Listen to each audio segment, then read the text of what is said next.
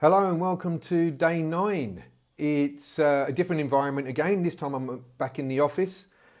Over the last 9 days, we've covered a lot of different topics that all feed into confidence for athletes. They're all contributing factors to the success or the challenges that an athlete is going to have in their career. Today's topic is no different. In actual fact, it's probably one of the biggest contributors to an athlete's success, and that's motivation. We all kind of know what motivation is, and we all know that motivation is important, but we probably don't recognize how important. Motivation allows us to overcome challenges. It allows us to work through difficult times. It allows us to deal with things that don't work. So if we're not motivated, what we're looking for is an exit strategy. If we're motivated towards what we're after, what we're looking to achieve, then we'll push through some of those really challenging and difficult times that everybody and every athlete in every aspect of life is going to come up against. We're going to look at a couple of different components to motivation today. And one of the biggest contributors to good motivation is momentum. So just remember that when we go through this, we're going to be linking back to not only motivation, but the importance of momentum with that. The first place to look at motivation is either towards or away from motivation. You've probably heard that terminology. People talk about it all the time. What we have to understand is away from motivation is highly emotive. The analogy I use when I'm describing this to coaches, to athletes and to parents is think of a rocket. What gets that rocket off the ground is that huge explosion underneath the rocket. That's like our emotion. It's trying to get us away from something. And the key thing for us as athletes, coaches and support crew to understand is that high emotion is fear driven. So when somebody says, I don't want to lose, I don't want to make a mistake again, I don't want to fall, I don't want, it's away from, and it's highly emotive and it's fear driven. Now remember, over the course of this confidence series, we've talked a lot about the way that we create replicability, the way that we create sustainability and skill acquisition is trust. If we're coming at something from a place where we're fear driven, then the likelihood of us trusting that is almost non-existent. So away from motivation, as much as it's going to give us that thrust to get us off the ground like that rocket, it's not going to land us where we want to be. So the opposite of away from motivation is towards motivation. And the good thing about towards motivation, it's directional. You're taking it somewhere you want to go. But if you don't have any of that oomph, that drive, that push to move, then it's just an ideal place that's got no fuel to get there. So we want a little bit of that. I know what I don't want, but I've got to be really, really clear of what it is I do want. So away from motivation is emotive, towards motivation is process orientated. The two together gets that rocket off the ground and delivers it where it needs to go to. So when you're thinking about your motivation, if you're an athlete, ask yourself, am I more away from motivated? Am I talking, is my language, is my direction, is my objectives more around what I don't want? Or is it more towards what I do want? And if my motivation is just purely and simply towards something, then do I really want it enough? Is it something that's got enough emotion associated to it that's going to get me to move through some of those really challenging times?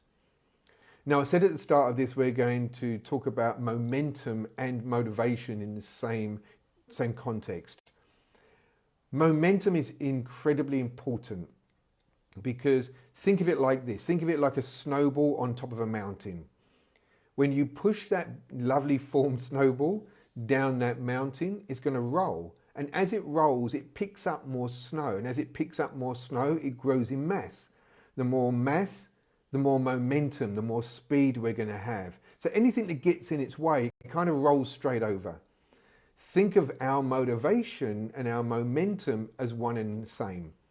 We want to build it, we want to create it, we want to make it so sustainable and robust that as it rolls forward, anything that gets in our way, we use motivation to get through that. Yeah, I can get through this. I've dealt with that in the past. This has happened before.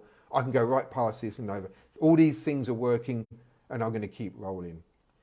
So the snowball is a good illustration to keep inside our mind of, okay, am I dealing with things and am I accumulating? Are they growing? Is my success rate accumulation, or is it just a one-off and now I've got to worry about what else is going to come up?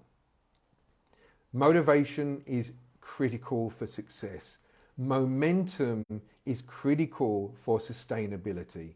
Those two collected together, knowing what you don't want, knowing what you do want, and accumulating success along the way, is the perfect ingredients for success. There's another part of motivation that we've got to be very aware of, particularly as coaching staff, and that's intrinsic versus extrinsic motivation. Is the athlete internally driven and internally motivated, or is it external? Are we as coaches, are their parents driving that motivation and they're doing it for somebody else? Because again, if they're doing it for themselves as intrinsic motivation, then it's way more sustainable. And the way we understand that is by listening to them. Is it, I want this, I want to make sure that I'm doing this, I want to tick all the boxes, I really want to succeed at this, I want to hit this objective this week? Or is it, my coach told me, or my mum and dad think it's really important that I do X? Because when it's externally driven motivation, that extrinsic motivation, then when things get tough, and they will get tough, but when they get really tough, it's, oh, I'm not doing it for me. It's mum and dad. They wanted to do this for me. They wanted me to succeed. Or, you know, I don't want to let the coach down. I don't want to let the team down. All of those external factors then become a lot easier for the athlete to ditch in tough times. What we want to create and drive and support is that internal drive, that internal motivation, that yeah, I'm doing this for me. This is what I want. This is what my big dream is. Now, how do I get it? How do I build that towards plan? So motivation is, when we first start talking about motivation, it's one of those things everybody says you need to be more motivated, or if you think about an elite athlete, then they're very driven, very motivated, but we also judge them if we deem them not to be motivated. You go, well, you're a high-performing athlete. Why are you not motivated for that? What's wrong with you? Why do you not go out there and do more than everybody else? It's not about that. It's not about going out there and just doing more than everybody else. It's understanding the fuel that's driving the athlete. And if we're smart, we're talking about high performance, if we're really smart, then we're very fuel efficient. We're making sure that we get everything we possibly can out of the structure, the system, the athlete, the environment to optimize. That is more self-sustaining. So probably a much bigger topic than you probably first thought motivation is, and probably didn't realize the significance of building momentum to support motivation. Hope that's helped. Be really interested to hear from you where you think you are in your motivational structure. Are you more away from? Are you more towards? Do you have a really healthy mix of the two? Are you using momentum to keep that going, to keep that drive up and running? Or are you struggling to be motivated? Are you looking at all the things that aren't working rather than feeding the positive things that are working? Really interested to hear those. Make sure you pop those in the comments below. Tomorrow's session, which is our day number 10. I can't believe we started this 10 days ago. Almost 10 days ago, and the idea was to share some confidence strategies with you. Start of the year, as I said to you, when we first had this first Facebook Live, we would have been inundated with people struggling at the start of 2023. I hope over the last week and a half, we've helped you to better understand where you are in your career, what's going on, why this year may be a bit more challenging, what you could have done in the past and what you definitely can do in the future. We've got tomorrow's last session, what I want to do is a huge Q&A. We've got so many comments and questions that have come up over the last 9 days. I'm assuming we'll get a lot more today with motivation.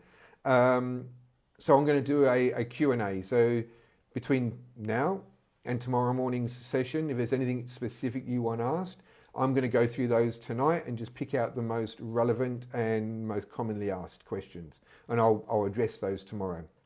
Don't forget, this coming Sunday, February the 19th, we've got our live Performing with Confidence workshop. It's via Zoom.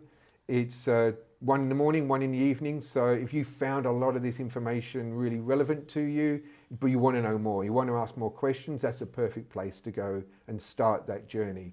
We've got lots of resources at smartmind.com as well. So until tomorrow, where we'll have a huge Q&A session. Hope you've got a lot out of this motivation segment today. I hope this week and a half have been really beneficial to you as an athlete, as a coach, and answering some of those questions as a parent. Okay, have a great day. I'm going to get back to work right now, and I'll see you tomorrow for day 10. Take care.